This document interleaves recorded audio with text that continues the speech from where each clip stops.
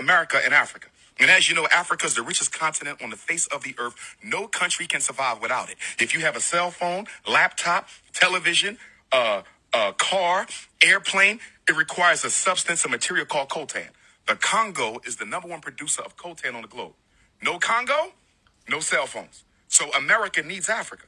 I really want to share something really important about coltan. So 70% of the world coltan and cobalt comes from Congo. You know how right now we're all thinking about gas prices? Well, the Billionaires Club is fighting over cobalt and coltan. And every major tech company you can think of is stressing out about coltan, from your car to Tesla to your phone to your laptop, anything that runs on a battery. Well, the country that has all the coltan kicked Israel out, and the US, and just 3 months ago, China. The reason they did it is because all these countries and companies are stealing from the Congolese people and using child labor. And well, don't you find it ironic that the country with the most cobalt and coltan is having a genocide right now?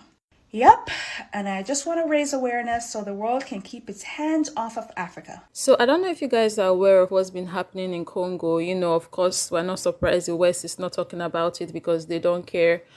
So there is no stand for Congo like they did for Ukraine. Congo as a country has been through a lot. It's one of the 14 countries that pay taxes to France. And the country obviously has been trying so hard to free herself. She has taken bold steps in an attempt to do this. And now, unsurprisingly, there is a genocide. This is what they do.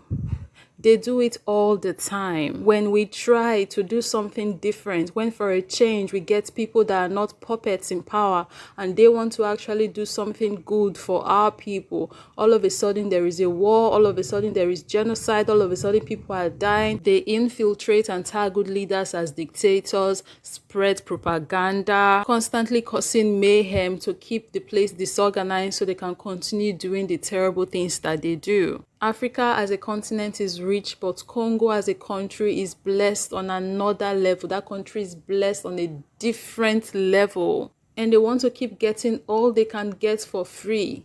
See, I just pick up anything and I think it's full of minerals. I don't even see properly, but every single stone, every single place in this area is just mineral rich.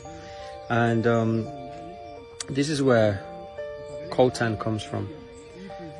It's mined from tantalum ore, and 80% of the world's coltan, which is essentially what vibranium is, comes from this place.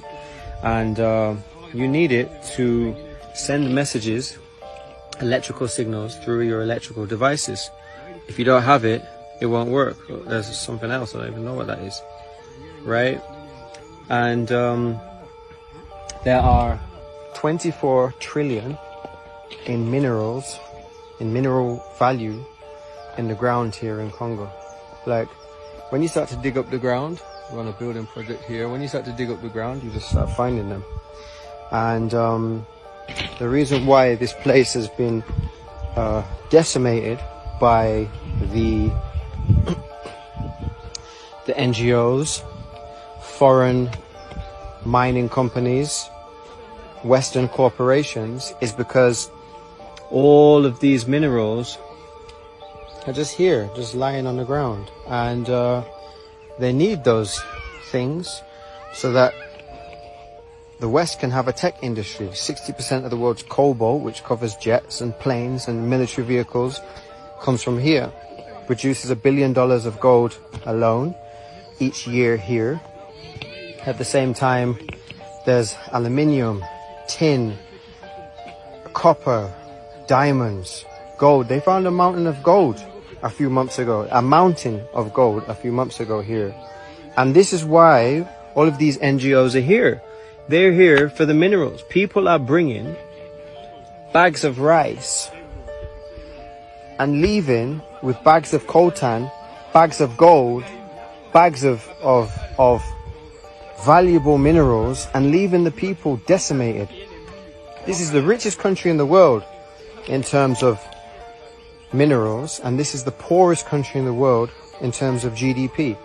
This country has been systemically destroyed. They're the most NGOs in the world here, and they're all here just because of their own country's selfish interests. Don't talk to me about they're here to help out. If you want to help out, do something like this where you're actually building people. They fairly could not compete in the past when they came, hence why they did all the terrible things that they did. Until date, they still cannot fairly compete. That's why they continue to do all the terrible things that we see them doing. They cannot compete because they do not compare. Hence why they use the only method that they know, which is violence. Like, I honestly cannot understand why these people are so selfish and evil. I mean, I get it because they want everything to themselves, but why? Why be so selfish?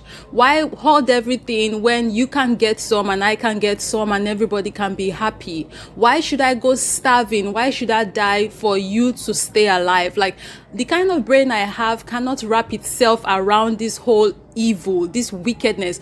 I just cannot really honestly understand it. Like, why? I keep asking myself, why can't I eat and then you eat?